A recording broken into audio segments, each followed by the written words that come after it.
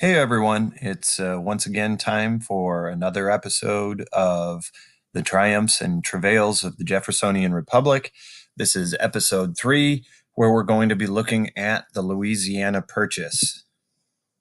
Once again, the major theme that we're looking at here as we explore this area of history that you've already been exposed to, probably in your younger grades, is the fact that we have two Thomas Jeffersons: the conservative whose economic policies shaped the Democratic Republicans' opposition to large amounts of debt, low taxes, and also a strict interpretation of the Constitution that would limit the government to what is written in black and white, versus the practical policies that Jefferson implemented. For example, spending $15 million on the purchase of Louisiana and justifying that purchase in a way that didn't line up with the Constitution, or would have given a much broader interpretation of the Constitution than Jefferson would have supported prior to his administration. We'll also be looking at the Voyage of Discovery, Lewis and Clark's adventures through the Louisiana Territory out to the Pacific Ocean, and tying this all together, the duel between Aaron Burr and the death of Alexander Hamilton, and how that ties into the Louisiana Purchase.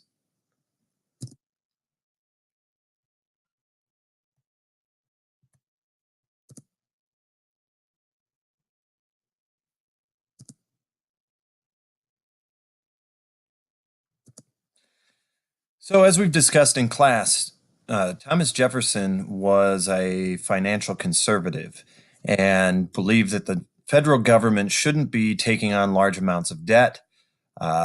He obviously parted ways with Alexander Hamilton in the Washington administration on this in this way. We looked at Hamilton and his assumption plan. Democratic Republicans like Jefferson wanted to pay the debt down very quickly. And when Jefferson comes into office, he appoints a Secretary of Treasury, Albert Gallatin, who does just that. He and Jefferson agreed strongly that a national debt was dangerous rather than a blessing.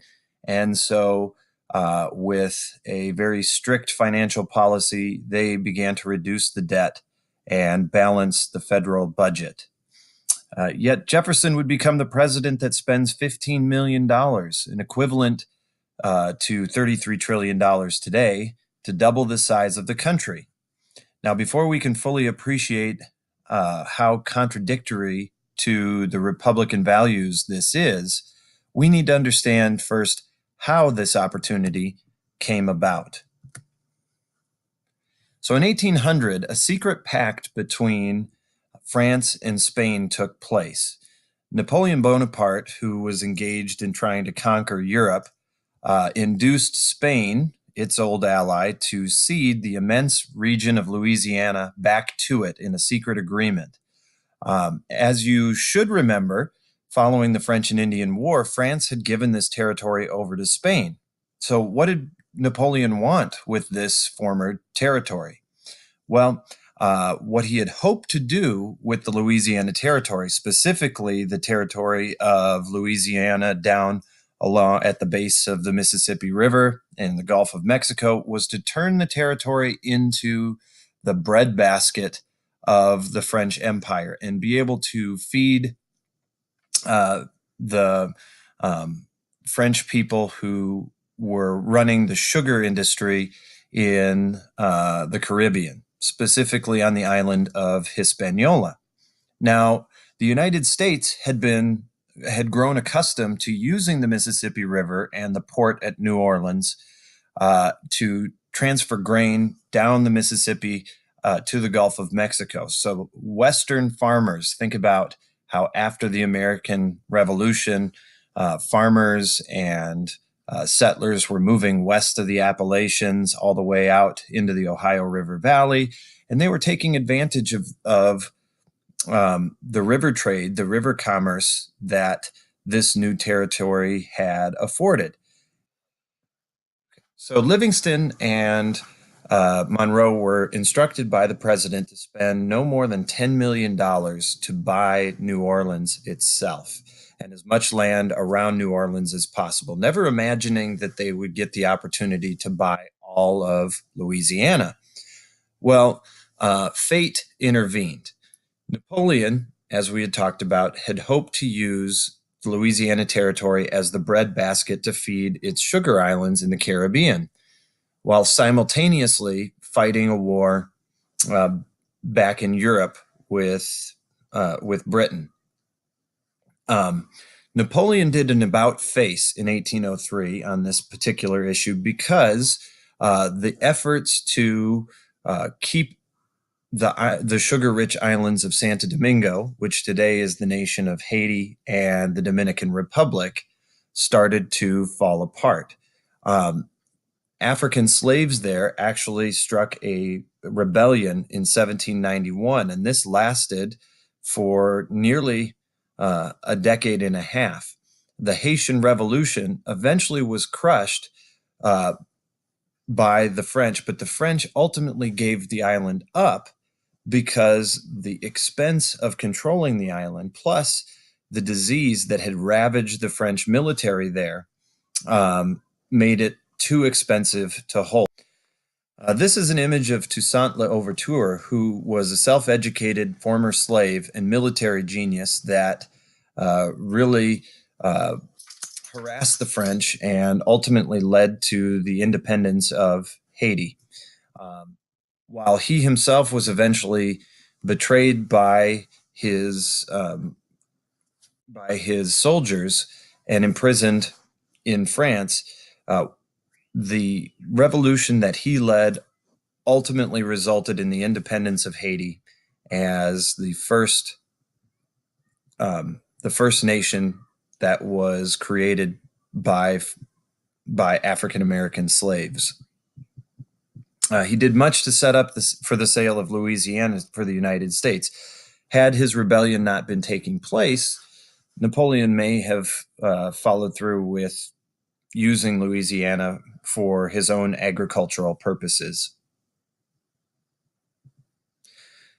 Another impact that the Haitian Revolution had on the United States was that the success of the first Black government in the New World struck fear in the hearts of slave owners throughout the Western Hemisphere. And what we see during this time is an increase on the management and the harshness of consequences against slaves who revolt or run away from their masters. Without Haiti, there was no need for Louisiana's food supply. And to keep Louisiana from the British, Napoleon decided to sell it and use the money for his military schemes in Europe. So Livingston and Monroe were shocked to find out that the French were interested in selling all of Louisiana. On April 30th, 1803, they were offered the opportunity to purchase Louisiana for $15 million. Now, you have to keep in mind at this time it took weeks for information to sail back and forth across the Atlantic, and so Napoleon presented this offer to Livingston and Monroe as a very limited time offer, and so they seized on that, knowing that the president would support them. But now Jefferson was in a position to have to defend this unconstitutional action of doubling the size of the country and paying money or finding the funding for something that constitutionally wasn't permissible. So the treaties included these two immense tracts of New Orleans and Louisiana. It more than doubled the size of the United States. And as I said, once again, two Jeffersons wrestled with each other. The theorist, the former strict constructionist who believed that there was no precedent, no constitutional leverage to do such an action, and the democratic visionary, pragmatic uh, president who felt like purchasing Louisiana, while not constitutional, was the right investment for this particular country. In class, we looked at Jefferson's rationale. He uses the paternal rationale that as a parent or as a parental figure, politicians are um, responsible for doing what is in the best interest of the nation.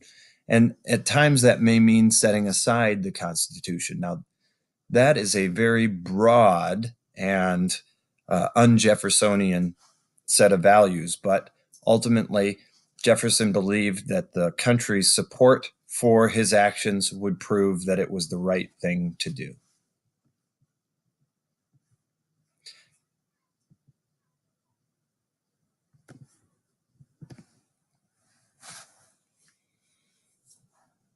Louisiana secured the western half of the richest river valley in the world and laid the foundations of a future major power. It established a valuable precedent for future expansion on the basis of equal membership. Uh, the whole notion that a new territory would not come into the Union as a colony or as some kind of feudal state, but instead had the opportunity to enter Union on equal footing was quite novel and did cause some controversy. As we saw in class with some of our primary source reading, the Federalists argued that this was taking a territory and a whole lot of people that were not American, and that it could change what it meant to be American. And so the the whole nationalism element comes into effect with the purchase of Louisiana. What are we going to do with the French and the Spanish and the mestizos and the Indian people that live in this territory that aren't American? Will they become American, or will they change and threaten what it means to be American? And here we see Jefferson exercising some imperialist ambition um, in the sense that America is now not just the original 13 states or just the territory that was uh, taken with the success of the American Revolution, but now we are actively spending money to expand our borders. Um, so imperialism is being given a new democratic face as opposed to just something that emperors or kings or the monarchies of Europe did, but now we have a republican government actively expanding its borders. Um, the actions would also lead to the displacement of many Indians. As we will see in the coming chapters, the United States oftentimes followed in the footsteps the British had laid out with a with an attitude of um,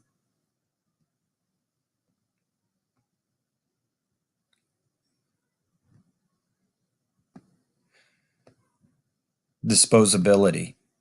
And so tribes that came into conflict with white American societies would be pushed out and pushed off of their land or disposed of.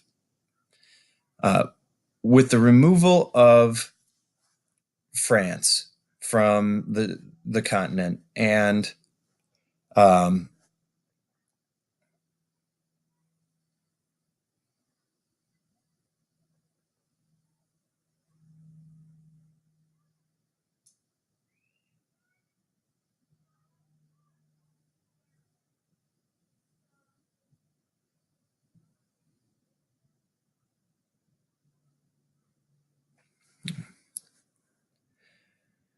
with another large acquisition of territory, especially agricultural territory, the living room and the economic opportunities the Louisiana Territory provided increased the likelihood of Washington's farewell principles that America could safely stay out of European affairs, that This new territory would give them the resources and the opportunity that they needed in order to expand and not be so dependent on trade with Europe.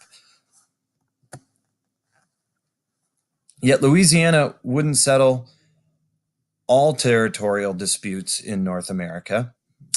Jefferson bought trouble because of the vagueness of the boundaries. Very few people very few white settlers had gone out and charted this territory, and so boundaries were vague. And amongst these disputes that would need to be settled later on included those with Spain in the Floridas, Spain and Mexico in the Southwest, and Great Britain in Canada and in the Pacific Northwest. The concern that those borders would need to be established either through economic or military means still lingered.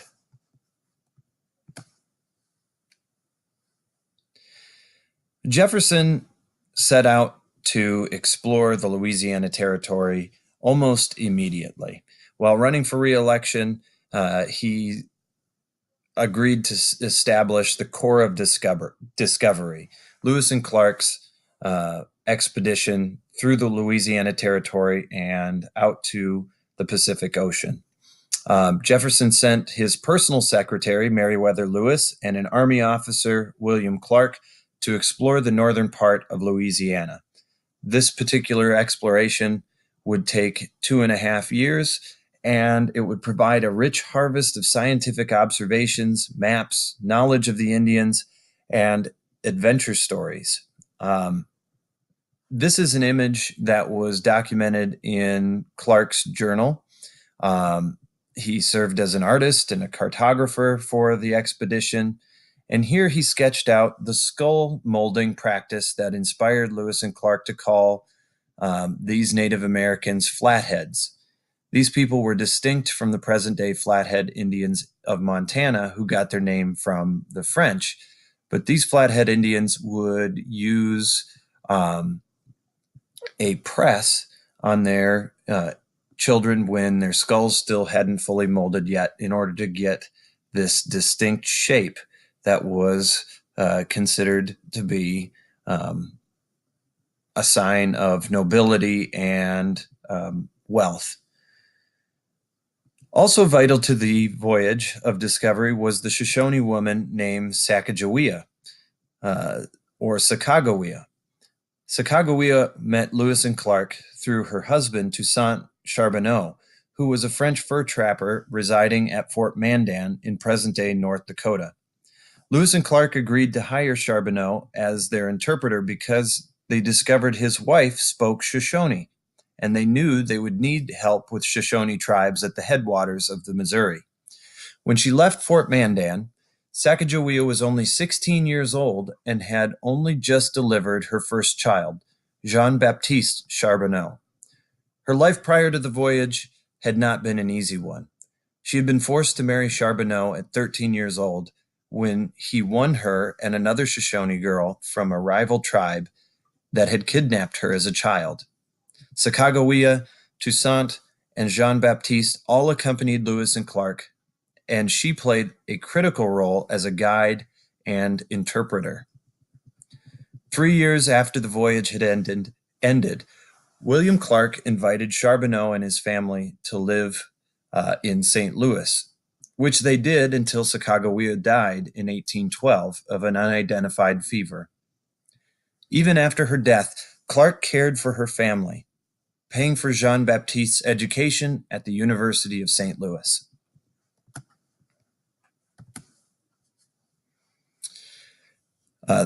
These peace medals are among the objects that Lewis and Clark took on their voyage, which was also to establish good relationships with the Indians in the newly acquired Louisiana. Known as the gifts from the Great White Chief, you can see here these medals show President Jefferson on one side, along with a handshake, a peace pipe, and a hatchet on the other. The impression says peace and friendship under the crossed peace pipe. All chiefs received one of these medals, as well as an American flag and a military uniform, hat, and a feather, courtesy of the government in Washington, D.C.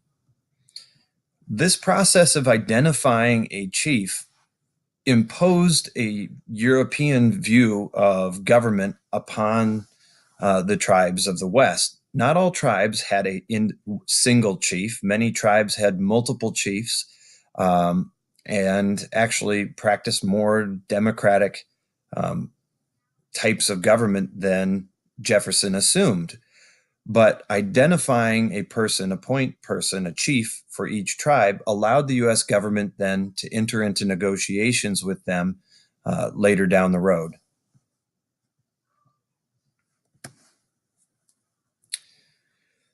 Lewis and Clark's expedition also demonstrated the viability of an overland trail to the Pacific Ocean. Eventually, here in this particular time of history, thousands of missionaries, fur traders, and pioneers will make their way to the Oregon country, including Zebulon Pike, who trekked to the headwaters of the Mississippi River between 1805 and 1806. Pike explored the southern part of the Louisiana Territory in 1807, and he also cited the peak in Colorado that bears his name today.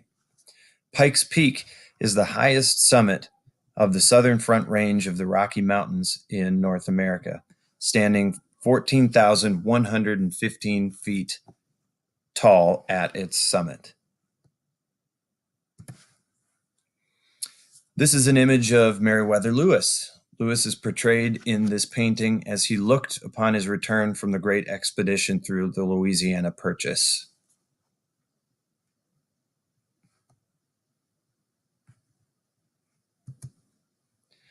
So what could the Louisiana Purchase and Lewis and Clark possibly have to do with the death of Alexander Hamilton? Well, the Louisiana Purchase expanded the fortunes of the United States and the power of the federal government. So once again, we see Thomas Jefferson doing what he had always intended not to do, which is strengthening the size and the scope of the national government.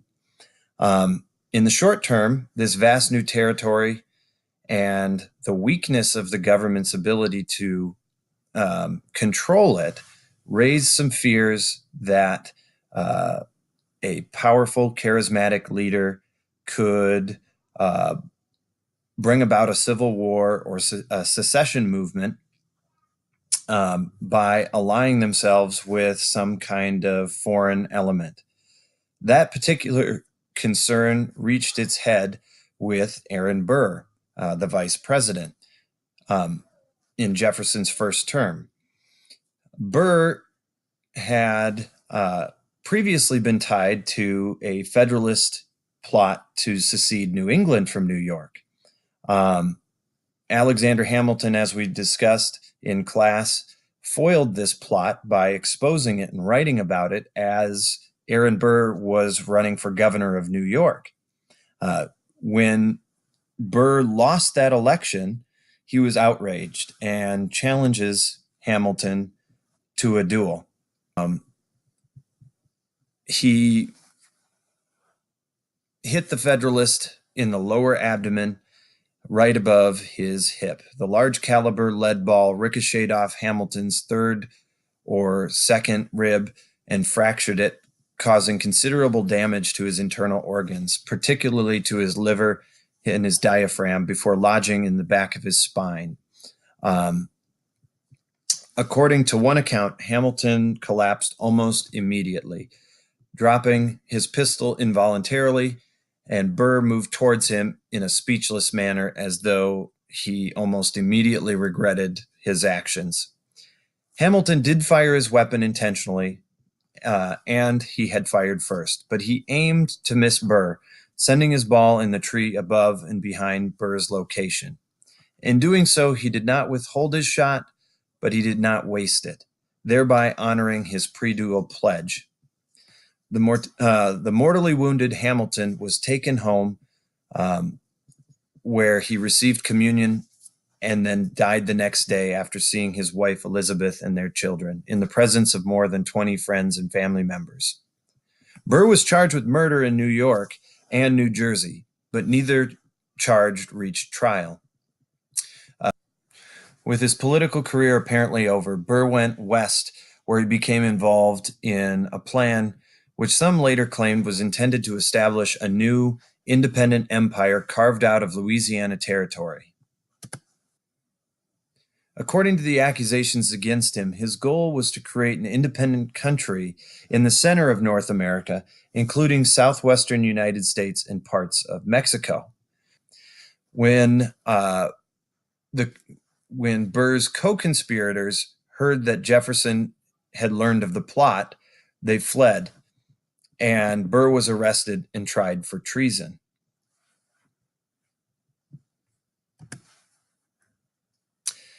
Overseeing the treason trial was Chief Justice John Marshall, the Federalist. Marshall, in one of his infamous confrontations with the Jefferson administration, declared Burr innocent based upon a strict interpretation of the Constitution, citing that there was no hard proof that Burr intended to commit treason. Burr was acquitted, and before he could be charged with any further crimes, fled to Europe. The big picture here of why Aaron Burr fits into this story of the Louisiana Purchase is the fact that Burr's actions demonstrated that it was one thing to purchase a large territory, such as Louisiana, but it's quite another to govern it effectively. To recap the chapter, we've once again addressed the two Thomas Jeffersons, the conservative economic Jefferson that led the way for the Democratic Republicans to oppose national debt, and the practical President Jefferson, who spent $15 million on Louisiana. We looked at how conditions came about with the French and the Spanish to provide this opportunity, and we've looked at how Jefferson set aside his strict interpretation of the Constitution to do what he felt was the right action for the interest of the nation.